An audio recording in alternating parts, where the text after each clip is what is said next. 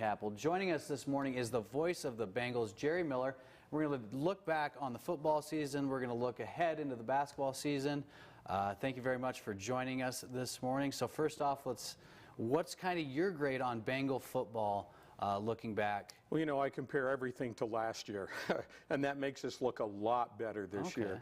We went on the road, well, we gave up 70 points or more in 4 games last year. The most we've given up this year is 55 at Washington.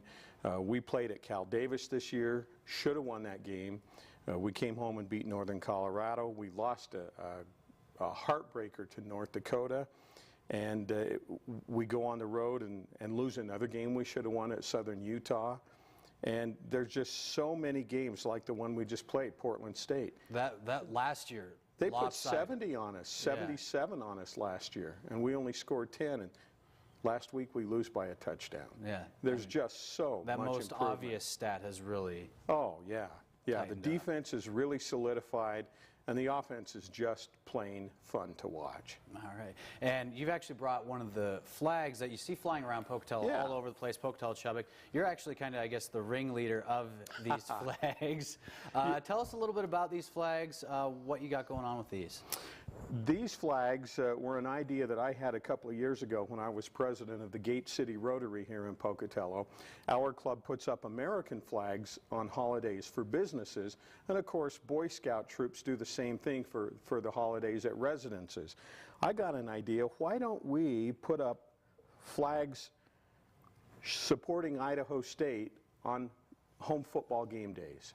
And we've just had tremendous response from the community. The last 2 years, we put up close to 500 flags every home football game weekend. And it's just been an incredible fundraiser for our club, and I think it has meant a lot to the university and the community. So you think a tradition is now started going into next year? I hope so, and I just hope it continues to grow. All right, and let's ask you to pull out your crystal ball here.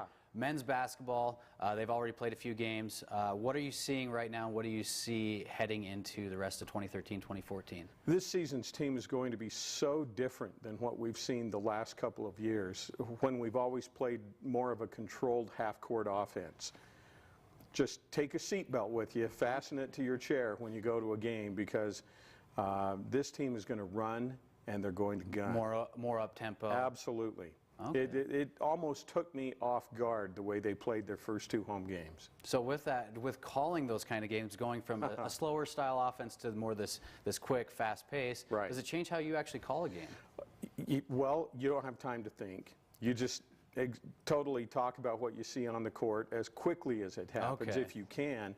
And during a timeout, during our last home game, I turned to my broadcast partner, Brad, and I said, Brad, you're going to have to breathe for me. I don't have time to do it. We're going too fast. Nice. All right. Well, thank you very much for stopping by this morning. You bet. And